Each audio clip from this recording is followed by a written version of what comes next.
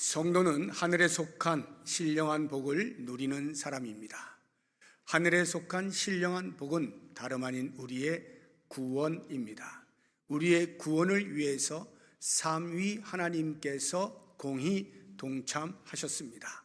지난 주간에 우리는 성부 하나님께서 우리의 구원을 위하여 어떠한 사역을 하셨는지 함께 생각해 보았습니다.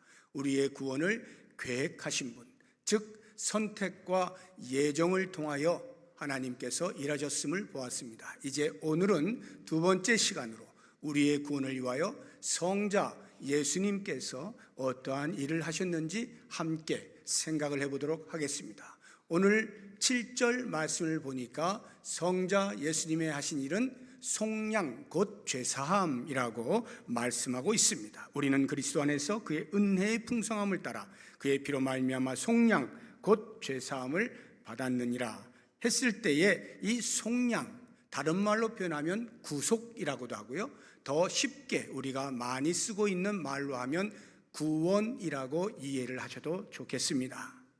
이 일을 위해서 예수님께서 하신 일, 그것을 제가 에베소 강의 첫날에 영어 한 단어를 소개해 드렸는데 랜섬이라고 하는 단어를 소개해 드렸습니다. 이 랜섬은 인질의 몸값이라고 해서 우리가 사탄의 인질로 잡혀 있을 때 예수님께서 몸값을 지불하시고 우리를 자유케 하셨다 하는 의미로 랜섬이라고 하는 단어를 설명해 드렸고요. 오늘은 또 다른 하나의 영어 단어를 소개해 드릴 텐데 리뎀션이라고 하는 단어입니다. 이 리뎀션은 같은 의미지만 개념은 다릅니다. 종의 몸값입니다. 종하면 주인이 있고요, 그 종은 주인에게 매인 사람입니다. 이렇게 주인에게 매여 있는 종을 몸값을 지불함으로써 주인으로부터 자유하게 하는, 풀어주는, 이것이 리뎀션, 곧 속량, 우리의 구원입니다. 그런데 이것을 왜 죄사함과 같이 이야기를 하고 있는가? 그 이유는 죄의 종로로 타던 우리 인간을 죄로부터 해방해 주었다 하는 차원에서 죄사함을 말씀하고 있는 거예요. 다른 그 어떤 것에 매여 있는 것이 우리의 문제가 아니라 죄의 사슬에 매여 있는 것이 인간의 가장 큰 문제이기 때문에 이 부분을 해결해 주시기 위하여 예수님께서 속량하셨다, 즉 죄를 사해 주셨다는 거예요. 이 죄사함으로 말미암아서 우리는 거룩하신 하나님과 다시 단절된 관계를 회복할 수가 있었던 것이죠. 그것이 에베소서 2장 1절의 말씀입니다. 그는 허물과 죄로 죽었던 너희를 살리셨도다.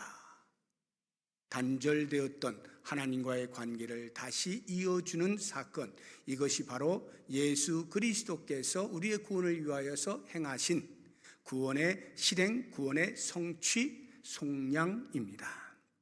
그렇다고 하면 이제 그리스도의 구원 사역에 대해서 몇 가지 오늘 본문의 말씀을 통하여 함께 생각해 보려고 하는데, 첫 번째로 구원 사역을 어떻게 이루셨느냐 할 때 두 가지를 생각해 볼 수 있습니다. 하나는 7절에 보니까 우리는 그리스도 안에서 그의 은혜의 풍성함을 따라 이렇게 표현되어 있는데요, 그의 은혜의 풍성함, 이것이 우리의 구원을 이루시는 방편이었습니다. 더 정확히 이야기하면 구원의 동기라고 할 수 있는데요, 그의 은혜라고 할 때 그는 성부 하나님을 지칭할 수도 있고 성자 예수님을 지칭할 수도 있습니다. 교차적으로 얼마든지 사용 가능합니다. 우리의 구원의 동기는 우리가 잘 아는 대로 우리를 향하신 하나님의 사랑이죠. 그 사랑이 발현되는 것이 은혜입니다. 그 은혜를 우리에게 거저 주셨다고 6절에서 말씀하고 있습니다. 이는 그가 사랑하시는 자 안에서 우리에게 거저 주시는 바, 우리를 구원하시는 동기로서의 사랑, 그 사랑의 발현으로서의 은혜가 거저 주시는 은혜라고 표현합니다. 거저 주시는 은혜면 그 가치가 어느 정도 될까 생각을 해봅니다. 우리는 보통 무엇이 되었든지 그것을 수치화해서, 수치로 환산해서 간음해 보기를 좋아합니다. 그래서 어떤 것을 받았을 때 이거 얼마짜리지 하고 수치화하려고 하는 경향이 있어요. 거저 주시는 은혜를 수치로 바꾸면 그 값이 얼마 정도 될까요? 하나는 값 없음으로 볼 수가 있겠습니다. 너무 싸서 값싼 은혜, 거저 주시는 은혜니까 값이 너무 싸서 값을 매길만 하지도 못하다 하는 차원에서 거저 주시는 은혜라고 생각할 수가 있겠습니다. 그러나 하나님이 우리에게 주시는 은혜는 그런 정도의 은혜는 아니라는 것을 기본적으로 알고 있죠. 그렇다고 하면 거저 주시는 은혜의 의미는 무엇일까? 값으로 매길 수 없는 은혜입니다. 왜? 값으로 매기면 도무지 우리의 이성으로는 받아들일 수가 없는 액수예요. 이해 불가한 액수예요. 그러니까 아예 값으로 매길 수 없는 거저 주시는 은혜로 우리를 구원하여 주신 거예요. 이것을 풍성하게 주셨다는 거예요. 이와 같은 값으로 매길 수 없는 은혜를 풍성하게 주신 거예요. 얼마만큼이나 풍성하게 주신 것일까를 찬송가 304장에서 3절의 내용이 우리들에게 알려주고 있습니다. 하늘을 두루마리 삼고 바다를 먹물 삼아도 한없는 하나님의 사랑 다 기록할 수 없겠네. 그 넓은 하늘과 그 넓은 바다의 물을 먹물과 두루마리로 삼아서 적어도 하나님의 사랑이 다 채워질 수 없을 만큼 풍성한 은혜예요. 하나님의 크신 사랑 그 어찌 다 쓸까? 저 하늘 높이 쌓아도 채우지 못하리. 하늘 끝까지 쌓을 수 있는 것이 무엇이 있겠어요? 아무것도 없죠. 그럼에도 하나님의 사랑을 만약에 쌓아 올린다면 하늘 끝까지 쌓아도 남는 것이 하나님의 은혜다, 하나님의 사랑이다, 이렇게 표현하고 있는 거예요. 하나님의 사랑과 은혜의 풍성함을 말하고 있는 것이죠.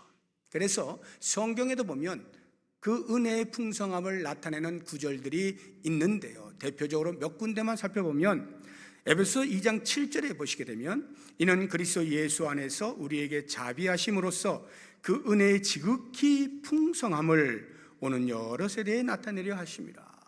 풍성한 은혜가 오는 여러 세대에 나타내려, 과거로부터 해서 앞으로까지, 즉 창조의 때로부터 시작해서 그리스도에 다시 오시는 종말의 때에 이르기까지 모든 세대에게 부어지는 은혜예요. 아담에게 부어진 은혜가 아브라함에게, 아브라함에게 부어진 은혜가 다윗에게, 다윗에게 부어진 은혜가 오늘 이 시대에 사는 우리들에게도 여전히 부어지고 있고 우리의 다음 세대에도 부어질 은혜, 이렇게 풍성한 은혜인 것입니다.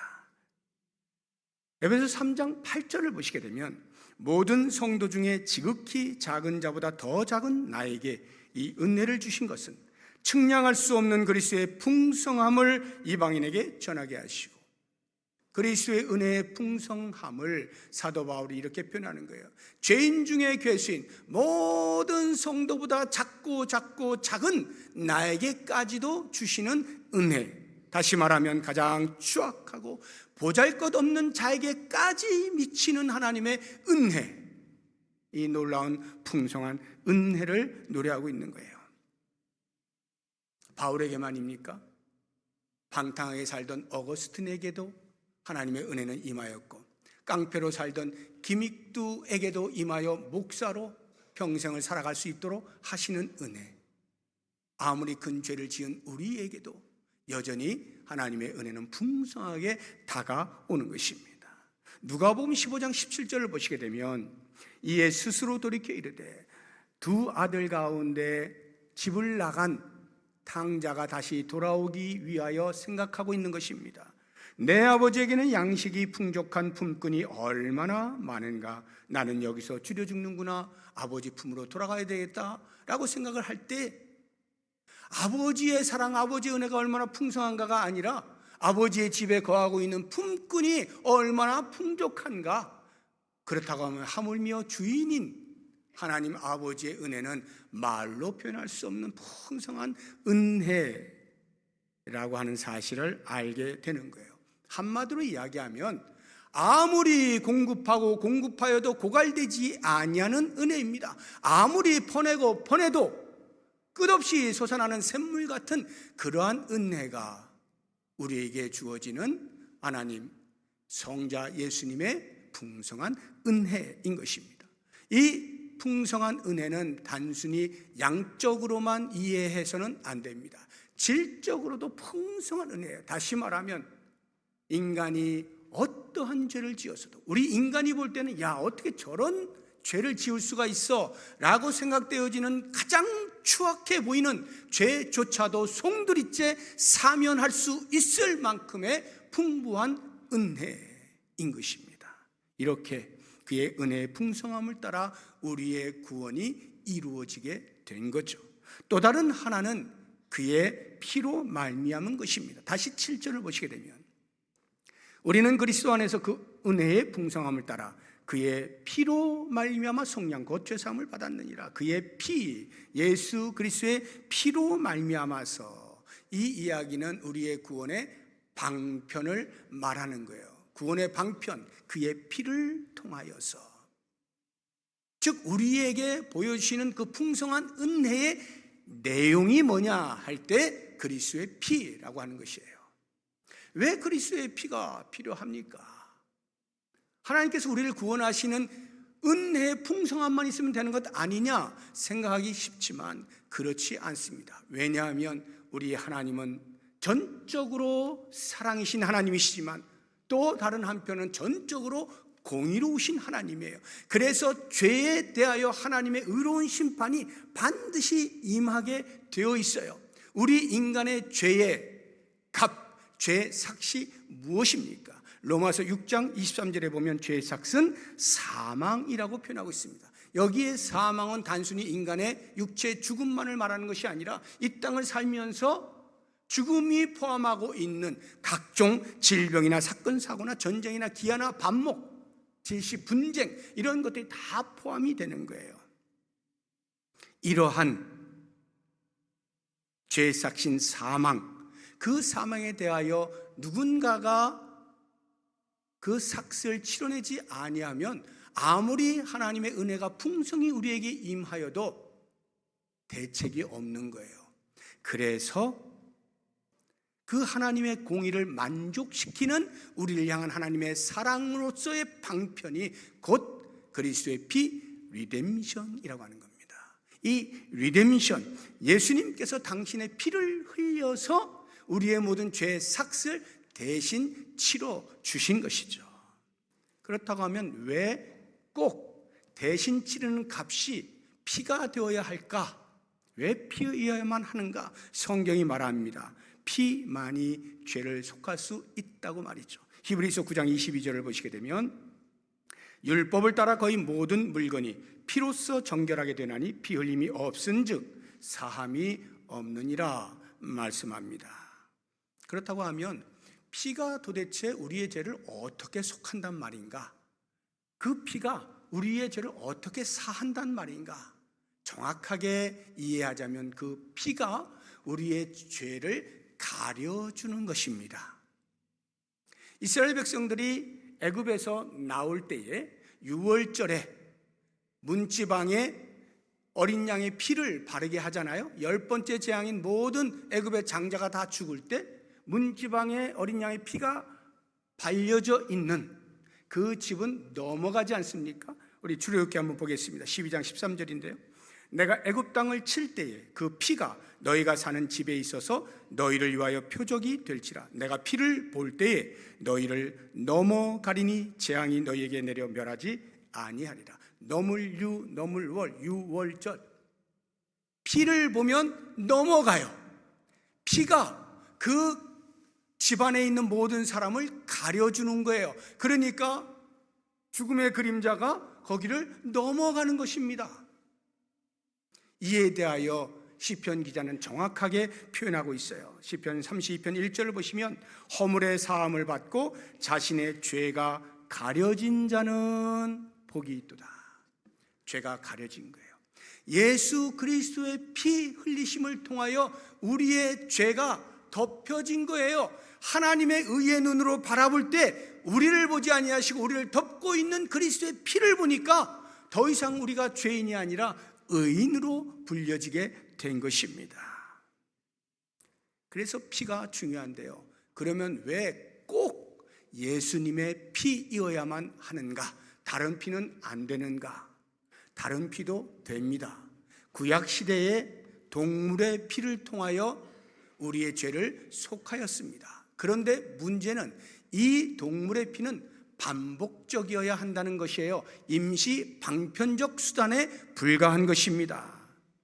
그런데 예수님의 피는요, 단 한 번의 흘리심을 통하여 영원한 속죄를 이루어 내십니다. 히브리서 9장 12절을 보시면 염소와 송아지의 피로 하지 아니하고 오직 자기의 피로 영원한 속죄를 이루사 단번에 성소에 들어가셨느니라.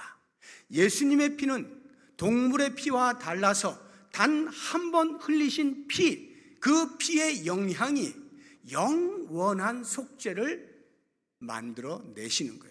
왜 이게 가능한가? 그럼 혹시 사람의 피는 안 되나? 사람의 피로서는 불가능합니다. 왜요? 모든 사람은 죄로 물들어 있잖아요. 죄인이 아무리 선한 삶을 살고 아무리 큰 공헌을 한 사람이고 아무리 윤리적인 사람이라 할지라도 자기 죄 삭신 사망을 피하지 못해요. 모든 사람은 죄 삭신 사망 가운데 거하는 거예요. 그러니까 자기조차도 해결이 안 되는 구원을 다른 사람을 위하여 내가 피를 흘린다 하여서 구원에 이르게 할 수는 없는 거죠. 죄 있는 인간의 죄 삭슬 치러낼 수 있는 사람, 그래서 사망으로부터 건져낼 수 있는 사람은 유일하게 죄가 없는 자의 피여야만 하는데 예수 그리스도가 바로 이와 같은 분이시죠. 히브리서 4장 15절을 보시면 우리에게 있는 대제사장은 우리의 연약함을 동정하지 못하실 리가 아니요 모든 일에 우리와 똑같이 시험을 받으신 이로되 죄는 없으시니라. 죄 없으신 유일하신 예수 그리스도 하나님 당신 스스로 죄 삭슬 치러내심으로서만 우리 모든 인류는 죄로부터 사함을 얻게 되는 것입니다. 이것이 바로 예수 그리스도의 피예요. 그리스도의 피로 우리는 구원을 얻게 된 것입니다. 그렇다고 하면 이 놀라운 구원의 사실을 우리에게 하나님께서는 어떻게 알려주셨는가? 또는 우리의 입장에서 볼 때 우리가 어떻게 알게 되었는가? 어떻게 받아들이게 되었는가? 중요하죠. 이것을 오늘 본문이 우리에게 두 가지로 말씀하고 있는데 그 첫 번째가 9절에 나옵니다. 그 뜻의 비밀을 우리에게 알리심으로써, 뜻의 비밀을 알려주심으로써. 이 이야기가 뭐냐면 구약시대의 이스라엘 백성들, 하나님이 선택한 선민이죠. 그런데 그 구약시대를 살고 있는 이스라엘 백성들에게는 구원에 관련되어진 계시가 희미하게 나타났어요. 없었던 건 아닙니다.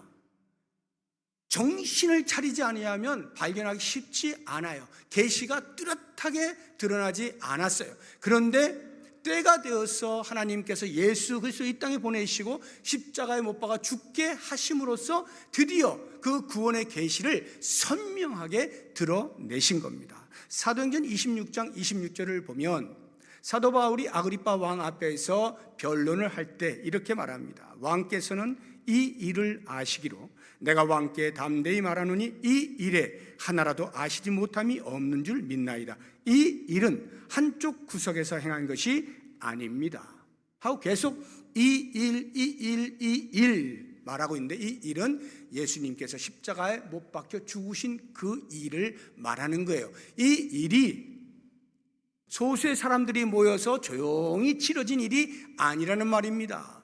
6월절에 돌아가셨잖아요. 6월절이면 모든 이스라엘 백성들이 다 예루살렘에 모입니다. 어마어마한 인파가 모여서 이 사건을 목도하였습니다. 뿐만 아니라 이 일을 집행한 사람이 로마 정부입니다. 당시 세계를 제패하고 있던 권력의 핵심 로마 정부가 공식적으로 모든 사람 앞에서 예수는 죄인이다 십자가에 못 박은 거예요. 밝히 드러낸 거예요. 이 비밀을 알리심으로 우리가 구원을 알게 되었는데, 그렇다고 해서 거기서 끝이 나면 안 됩니다. 한 걸음이 더 나아가셔야 되는데요. 그것은 바로 모든 사람에게 드러난 사건임에도 불구하고 어떤 사람은 그것을 받아들이고 어떤 사람은 거부하지 않습니까? 그래서 받아들이게 된 데에는 하나님의 또 다른 작업이 필요한 거예요. 그게 뭐냐? 9절에 나옵니다. 8절에 이는 그가 모든 지혜와 총명을 우리에게 넘치게 하사 지혜와 총명을 주셔서 그 구원의 사건이 나의 구원인 것을 알게 하시고 받아들이게 하셨다는 의미입니다. 예수님을 통해서 구원의 계시를 밝히 드러내셨어요. 그런데 모든 사람이 다 믿지 않잖아요. 그 당시도 보면 마찬가지잖아요.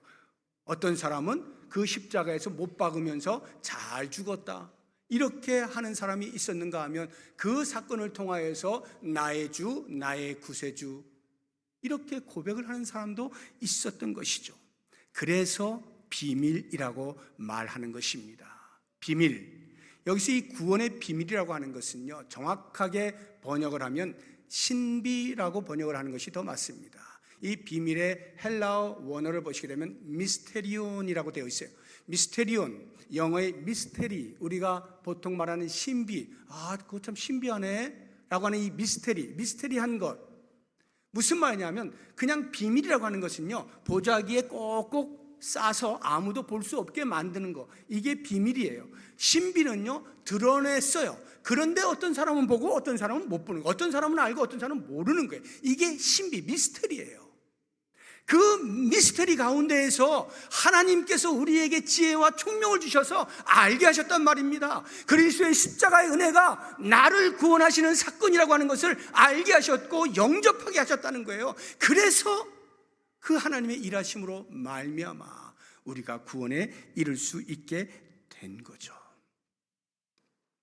이 놀라운 그리스도의 피로 말미암아 구원 얻게 되어진 사건이 과연 무엇을 목적하는가? 왜 우리를 구원하셨는가? 구원의 목적이 무엇인가? 오늘 말씀 중에 다시 한번 두 가지만 생각하고 말씀을 정리하도록 하겠습니다. 그 첫 번째는 그리스도 안에서 통일시키기 위함입니다. 10절을 보십시오. 하늘에 있는 것이나 땅에 있는 것이 다 그리스도 안에서 통일되게 하려 하심이라. 하늘에 있는 것과 땅에 있는 것을 비교하고 있는데요, 하늘 하면 하나님이 계신 곳, 땅 하면 우리 죄 있는 인간이 있는 곳. 그러면 하늘에 있는 것이라고 하면 하나님이 계신 곳이니까 당연히 하나님의 영광, 하나님의 거룩, 사랑과 화평이 있는 곳이라 여겨질 수가 있을 것이고, 죄 있는 인간이 있는 땅에 있는 것이라고 한다면 당연히 악독과 아픔과 분쟁과 전쟁과 질병과 고통과 이런 것들이 있는 것이 땅이죠. 그러면 이 하늘과 땅은 서로 만날 수 없는 상극이죠. 이 상극되어진 두 하늘과 땅의 개념이 예수 그리스도를 통하여 어떻게 된다고요?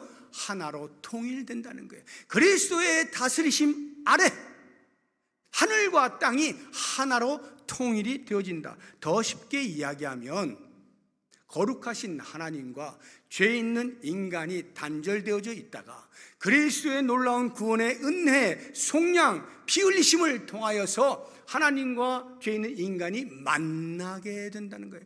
화해가 일어나게 되었다는 말이에요. 이것을 고린도서 5장 19절에서 이렇게 표현하고 있어요. 곧 하나님께서 그리스도 안에 계시사 세상을 자기와 화목하게 하시며 그들의 죄를 그들에게 돌리지 아니하시고 화목하게 하는 말씀을 우리에게 부탁하셨느니라. 그리스도의 하신 일은 하늘과 땅을 화해시키신 거예요. 하나님과 우리 인간을 다시 만나게 해 주신 것입니다. 그렇다고 하면 도저히 만날 수 없는 하늘과 땅조차도 그리스도의 행하신 일로 말미암아 하나로 통일시키시는 것이라고 한다면 하물며 땅에 있는 인간과 인간 사이의 불화를 종식시키는 것이야 말해 무엇하겠습니까? 당연히 인간과 인간 사이에 있는 장벽을 허물고 하나 되게 하시는 거죠. 이것이 2장 14절의 말씀이에요. 그는 우리의 화평이신지라 둘로 하나를 만드사. 여기 둘은 유대인과 이방인입니다. 둘로 하나를 만드사 원수된 것 곧 중간에 막힌 담을 자기 육체로 허셨어요. 유대인들은요, 선민 사상이 있었기 때문에 이방인들 사람 취급도 안 했어요. 너희는 우리와 달라, 우리는 전혀 다른 사람들이야 하고 우쭐거리고 있던 그 유대인들, 그러나 예수 그리스도의 흘리신 피를 통하여서 그 우쭐거림이 아무것도 아닌 것을, 이방인들 동일하게 그리스도 안에서 한 가족이라고 하는 사실을 명백하게 보여주시는 거예요. 하늘과 땅이 만날 수 있었다고 한다면, 하물며 땅에 있는 불화가 있는 인간들 사이에 그 불화의 종식은 말할 수 없이 당연한 것이 되는 거예요. 이 불화라고 하는 것이 단순히 유대인과 이방인 사이에만 있겠습니까? 우리 인간들이 만들어 놓은 장벽들이 있잖아요. 주인과 종 사이에 장벽이 있잖아요. 여자와 남자 사이에 장벽이 있잖아요. 가진 자와 없는 자의 장벽이 있잖아요. 배운 자와 배우지 못한 자의 장벽이 있잖아요. 수없이 많은 차별적 장벽들을 예수 그리스도의 구속의 은혜로 말미암아 다 허무시고 하나로 만드시는 그리스도 안에서의 통일, 이것이 우리의 구원의 목적이라고 한다면, 그러면 우리는 과연 어떻게 살아야 되겠는가? 당연한 것 아니겠어요? 그리스도께서 하나로 묶어 놓으신 것을 우리 인간의 욕심과 자존심으로 갈라놓는다면 우리는 구원의 은혜에, 구원의 목적에 부합한 삶을 사는 것이 아니죠. 만약에 하나님께서 진흙으로 토기를 만드시는데 목적에 부합하지 않은 모습을 보면 당연히 깨뜨리실 수가 있죠. 우리가 구원받았다 하여 교만할 수 없는 이유입니다. 구원받은 자라면 구원받은 자답게 그리스도께서 하나 되게 하신 것을 지켜내는 일에 힘을 써야만이 구원의 목적에 부합한 삶을 사는 것임을 잊지 마십시오. 내 소리를 많이 내지 마시라고요. 다른 사람을 우습게 여기지 마시라고요. 무시하지 마시라고요. 우리가 서로 그리스도 안에서 하나 되었다는 이 사실, 이 놀라운 사실을 우리의 가슴 깊이 새기면서 계속해서 그렇게 되지 않으려고 하는 상황 속에서 떠올리시라고요. 그래서 하나됨을 위하여 끊임없이 노력할 때 우리는 우리를 구원하신 목적에 맞게 살아가게 되는 거예요. 두 번째, 왜 우리를 구원하셨을까? 이미 지난 주일에 6절을 통해서 말씀을 드린 것처럼 12절에서 동일한 말씀을 하고 계십니다. 12절 보시면, 이는 우리가 그리스도 안에서 전부터 바라던 그의 영광의 찬송이 되게 하려 하심이라. 하나님의 영광을 찬송하게 하시려고 우리를 구원하신 거예요. 그런데요, 우리를 구원하여 주신 예수 그리스도의 은혜, 그 구원의 계획을 하신 하나님의 영광을 찬송하려고 할 때에 그 찬송이 제대로 된 찬송이 되기 위해서는 우리 원래의 신분이 어땠는가를 정확히 아는 것부터 출발을 해야 돼요. 이것을 모르면요, 죄 사함의 은혜라고 하는 것에 대하여 크게 감흥이 없어요. 내가 죄인인가? 하도 죄인이라고 말을 하니까 죄인인 것 같긴 한데, 이 정도로서는 우리를 구원하신 은혜, 우리를 위하여 피 흘리신 예수 그리스도의 은혜의 크기를 다 알 수가 없어요. 그러면 제대로 찬송할 수가 없어요. 내 죄의 크기가 얼마만한 것인지, 그 죄의 영향이 어떠한 것인지, 그 죄의 결과가 어떠할지를 명확하게 알게 될 때만이 비로소 우리는 그 모든 죄로부터 구원하여 주신 그리스도의 보배로운 피를 제대로 인식하고 찬양할 수가 있고, 그 모든 구원의 계획을 세우신 여호와 하나님을 향하여 노래할 수가 있게 되는 것입니다. 그래서 찬송가 304장, 아까 우리가 3절 보았는데 후렴구를 보시게 되면 이러한 가사가 나와요. 하나님 크신 사랑은 측량 다 못하네, 영원히 변치 않는 사랑 성도여 찬양하세요. 우리가 그 놀라운 은혜, 그 놀라운 사랑을 찬양하는 존재라고 하는 거예요. 우리가 예배 시간에 불렀던 257장 후렴도 마찬가지입니다. 속죄함 속죄함, 주 예수 내 죄를 속했네, 할렐루야 소리를 합하여 함께 찬송하세, 그 피로 속죄함 얻었네. 그리스도의 피로 구속함을 받은, 구원받은 우리들은 함께 찬송하는 우리의 구원의 목적을 성실하게 수행해 나갈 수 있어야 돼요. 여기에 우리가 하나님을 기쁘시게 하는 또 다른 방편들, 하나님을 찬양한다 하는 말의 의미, 그것은 비단 우리의 목소리를 내어서 가락에 담아 노래하는 것 또는 악기를 통하여 연주를 하여서 찬송하는 것만을 의미하는 것이 아닙니다. 우리의 삶 전체가 다 하나님을 기리는 것, 우리를 구원하여 주신 하나님을 찬양하는 것이 되어야 하는데, 거기에 대표적인 것이 우리의 거룩한 생활이에요. 하나님의 거룩하심처럼 우리의 일상의 삶에서 거룩하게 살아내는 이것이 하나님을 기리는 거예요. 뿐만 아니라 공동체 안에서 모두가 죄인이었지만 그리스도 안에서 구원함을 입고 한 형제 한 가족이 되어져서 이 하나 되어진 것을 힘써 지켜 나가는 것도 하나님을 기리는 행위가 되는 거예요. 뿐만 아니라 우리에게서 구원의 은혜의 소식이 멈춰지는 것이 아니라 우리를 통해 계속해서 그 소식이 다른 사람들에게 전파되어지도록 하는 이 일도 역시 마찬가지로 하나님을 기리는 행위가 되는 거예요. 우리는 그리스도의 보배로운 피를 통하여서 구속함을 받았습니다. 모든 죄로부터 자유한 자가 되었어요. 그래서 하나님을 노래할 수밖에 없는데, 그 노래는 우리의 일상의 거룩한 삶을 통하여서 그리스도께서 하나 되게 하신 이 공동체를 끝까지 하나 되게 잘 지켜나가는 것을 통하여 복음을 널리 전파하는 행위를 통하여 우리는 하나님을 찬양하는 삶을 살아가게 된다는 것 꼭 기억하시면서 우리의 남은 생, 주의 다시 오신 그날까지 이와 같은 멋진 삶을 살아낼 수 있기를 주의 이름으로 축복합니다. 우리 몇 가지 기도 제목을 가지고 기도할 텐데 그 전에 찬양을 하겠습니다. 보혈을 지나